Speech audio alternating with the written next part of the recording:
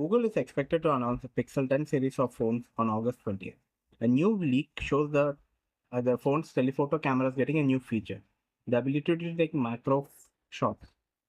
It'll be a Tele-Macro. It's very interesting. Google plans to continue fitting its Pixel with ultra-wide cameras with autofocus. That means ultra-wide can also take macro photos. The ultra-wide will be able to focus closer than telephoto, so you'll get a choice between using the ultra-wide or telephoto for close-up shots. But it's not really a choice. Logic dictates that using telephoto, unless what you're trying to capture is closer than the minimum focusing distance, in which case you can use ultra-wide for saving the day. But the quality will be far worse. The Pixel 10 is rumored to be available on August 20th. It will be powered by the new Tensor G5 SoC manufactured by TSMC and not Samsung, which should result in better performance and efficiency. Google is switching up its phone's colorways this time around, as reported a few days earlier. It will support Q2 wireless charging, but with cases, not built into the phone.